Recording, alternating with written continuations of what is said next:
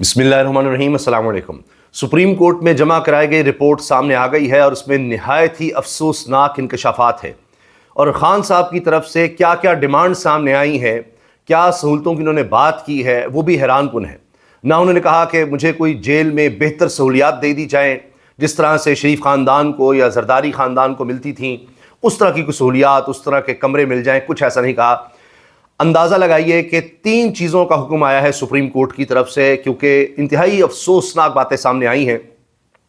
یہ 3 احکامات کیا ہیں اور کیا چیز سپریم کورٹ یا جسٹس یحییٰ خان صاحب، چیف جسٹس سپریم کورٹ نے کرنے سے انکار کر دیا ہے، یہ بھی آپ کو بتائیں گے۔ سب سے ہولناک انکشاف یہ ہے، افسوسناک یہ ہے کہ سابق وزیر اعظم اور پاکستان کی تاریخ کا مشہور ترین شخص بینائی سے محروم ہو گیا، بینائی سے محروم ہو گیا جیل کے اندر، لیکن کسی کے کان پر جوں نہیں رینگی۔ مکمل طور پر اکتوبر 2025 میں بینائی ختم ہو گئی تھی خان صاحب کی۔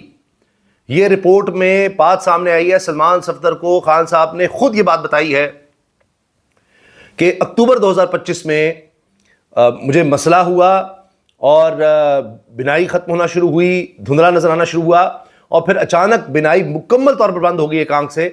تو اس کے بعد پھر ڈاکٹرز کو بلایا گیا، میں نے بتایا، جیل حکام کو بتایا، سپرنٹینڈنٹ جیل تک بات ہوئی، لیکن کچھ نہیں کیا گیا جب تک کہ مکمل بینائی نہیں چلی گئی۔ اور اس کے بعد پھر اسپیشلائزڈ ڈاکٹر آیا، پھر لے جایا گیا پیمز ہاسپٹل، انجیکشن لگایا، لیکن صرف 15% بینائی بحال ہو سکی ہے، صرف 15%۔ آپ اندازہ لگائیے، کیا اب بھی صحیح علاج ہو رہا ہے؟ کیا یہ جان بوجھ کر کیا گیا ٹارچر دینے کے لیے کہ اس کی بینائی ہی ختم ہو جائے؟ یعنی ایک آنکھ سے نابینا ہو جائے تو ساری زندگی کے لیے کتنا ٹارچر ہے۔ کبھی ایسا ہم نے کسی اس لیول کے لیڈر کے ساتھ نہیں دیکھا، کبھی نہیں دیکھا۔ فوری طور پر ایسے علاج ہوتے تھے، ہاسپٹل میں ایڈمٹ کر دیا جاتا تھا، اس دفعہ نہیں ہوا۔ یہ تو لگتا ہے کہ جیسے جان بوجھ کر یہ سب کیا گیا۔ اب سلمان مراجہ نے کہا ہے کہ مجھے بتایا گیا ہے، مجھے کہا گیا ہے کہ عبدالغفور انجم سابق سپرنٹینڈنٹ اڈیالہ جیل، اس کے خلاف کرمنل کیس دائر کیا جائے۔ اب وہ سابق ہو چکا، اس کو ہٹا دیا گیا۔ کیا اسی وجہ سے ہٹایا گیا کہ اب یہ اتنی بڑی کوتاہی کی ہے، اب ادھر ادھر معاملہ کس طرح دبائیں، کیا کریں؟ اور جس دوران عمران خان کی بینائی کا مسئلہ ہوا، اسی دوران میں سب سے کم ملاقاتیں ہوئی ہیں۔ آپ اندازہ لگائیے کیا جواب دے گی نون لیگ حکومت۔ یہ بڑے چیمپئن بنتے ہیں جمہوریت کے اور پیپلز پارٹی، دیکھیے کیا کچھ ہوتا رہا ہے ایک نیشنل لیڈر کے ساتھ۔ معاملہ کافی خراب ہو گیا ہے۔ اب کہا جا رہا ہے سپریم کورٹ کی طرف سے احکامات آ گئے ہیں، حکومت بھی مان گئی ہے کہ ذاتی معالج سے عمران خان کی ملاقات کروائی جائے، اور 16 فروری تک، آج 12 فروری ہے، جمعرات کا دن ہے، اب 16 فروری تک کی تاریخ ہے، اور اس میں friend of the court, amicus supreme court نے جو مقرر کیے، اپنے معاون سلمان صفدر، ان کو لوپ میں رکھا جائے۔ 3 احکامات آئے ہیں سپریم کورٹ کی طرف سے۔ رپورٹ میں تو بہت سی باتیں ہیں، لیکن صرف 3 باتوں کا کہا ہے سپریم کورٹ نے۔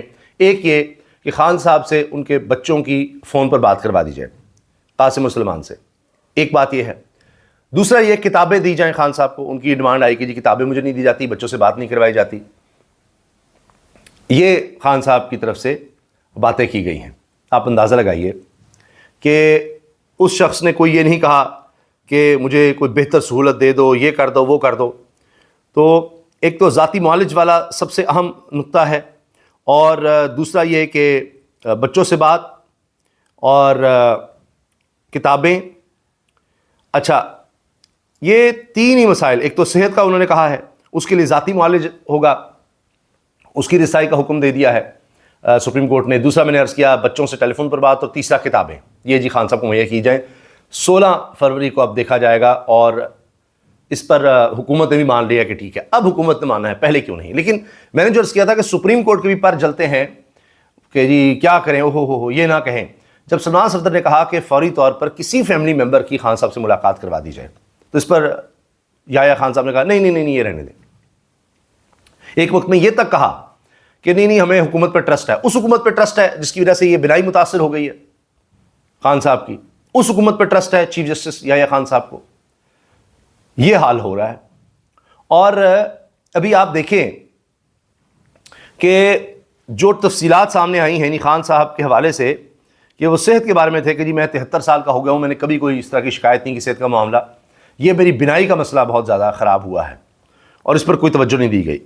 یہ انہوں نے کہا. پھر کہتے جی خان صاحب کو 5 اسٹار جیل ملی ہوئی ہے. اس میں ہے کیا؟ ٹیلی ویژن چل نہیں رہا, سنگل میٹرس ہے, جائے نماز ہے, تسبیح ہے, 100 کتابیں, شیونگ کٹ, کھلا واش روم ہے. یہ 5 اسٹار ہوٹل کی جناب یہ ان کو سہولیات جو دی گئی ہیں وہ یہ ہیں اصل میں. پھر اب علیمہ صاحبہ نے کہا ہے اب آپ صرف عمران خان علاج نہیں کرائیں گے, ہم الٹیمیٹم دے رہے ہیں کہ عمران خان کے کیسز کے فیصلے کرو اور رہا کرو. اب یہ بات آ گئی ہے کیونکہ اس کے علاوہ لگ رہا ہے چارہ کوئی نہیں ہے, کیونکہ یہ تو بہت برا حال ہو گیا, بنائی ہی متاثر ہو گئی. اب اس کو واپس لانے کی جیل میں ٹریٹمنٹ ہو سکتا ہے؟ نہیں ہو سکتا. اگر ہو سکتا تو پھر پمس کیوں لے جایا جاتا؟ اچھا, اس کے علاوہ سلمان صفدر نے خود جو چیزیں آبزرو کی ہیں, تو کچھ چیزیں انہوں نے کوٹ کی ہیں نا, خان صاحب نے جو باتیں کہی ہیں, انہوں نے کوئی اور شکایت نہیں کی کہ دیکھیں جی یہ چھوٹی سی کال کوٹ رہی ہے, فلاں ہے, یہ ہوا ہے. اچھا کہ جی خان صاحب کی ایک آنکھ سے مسلسل پانی بہہ رہا تھا اور وہ بہت تکلیف میں تھے اور بار بار وہ اس کو ٹیشو سے صاف کرتے تھے آنکھ کو. یہ مسلسل ہو رہا ہے, تو کیا ایک مسلسل عمل ہے تکلیف کا, اس کے لیے مکمل طور پر ماہر ڈاکٹر کی نگرانی نہیں ہونا چاہیے؟ اب دیکھتے ہیں ذاتی معالج کی ملاقات کے بعد کیا بات سامنے آتی ہے. اس کی بھی درخواست دی گئی, نہیں ہونے دیا گیا.